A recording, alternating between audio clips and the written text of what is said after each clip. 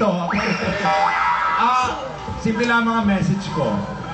Yaan ang forte ninyo. Okay? Sana sa pagkakataong ito, na-realize ninyo kung bakit sumabit kayo last time. Alam nyo ba na yan sa apat sa harapan ninyo, kayong ate at kuya, yung apat na yan, oras na pinasayaw nyo yan, magugunaw na ang buong mundo, pumapalakpak pa ang tao. Ano lang, ako patakasin ko. Ano ka?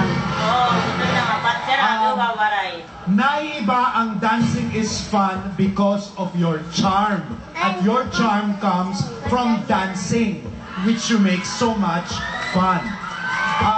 Sa gabing ito, ang masasabi ko lang sa inyo, tuloy na tuloy ang ligaya ninyo.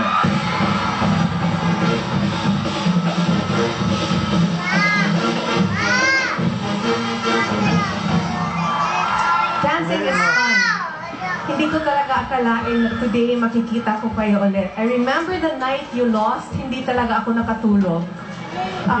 Hindi talaga ako nakatulog kasi nanghinayang ako na ang lapit nyo na, napakawalan nyo pa yung pagkakataong iyon. If you were part of a love affair, kayo yung the one that got away. Kayo yung dapat, kayo yung munti ka na pero hindi nangyari. Mukhang tonight, baka pwedeng mangyari para sa inyo.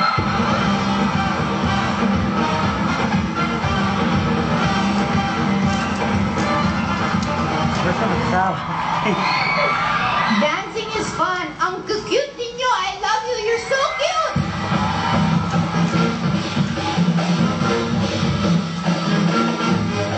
Pero pa sa cute, I think you did for your very young age. Ang galing yung sumayaw. Ang comment ko lang, sana pag ganyang tema, haluan nyo ng ibang style. Yung pang, just to show your versatility lang.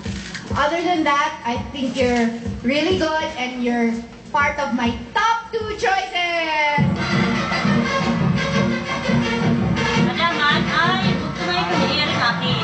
Tanong ko lang, bakit umiiyak ka? Why are you crying? May nasabi ba sila na naiyak ka? Bakit? Oy, naiiyak naman ako. O, dahil dyan. Sige na nga, pag 100 na nga ilalagay ko. Diyos.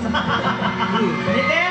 Alam nyo, ipinagpapasalamat ko na hindi nyo dinala yung mga rehas na bakal na dinala nyo doon. Dahil feeling ko talaga yun na ikinatalo ninyo.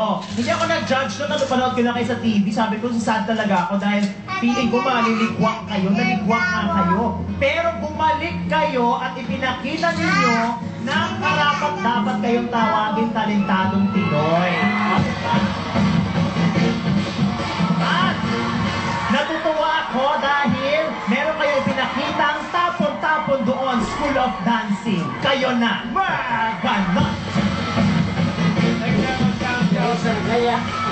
Abutin kaya sa tuwang dancing fun kapag nakita nila ang kanilang mga marka mula sa scout.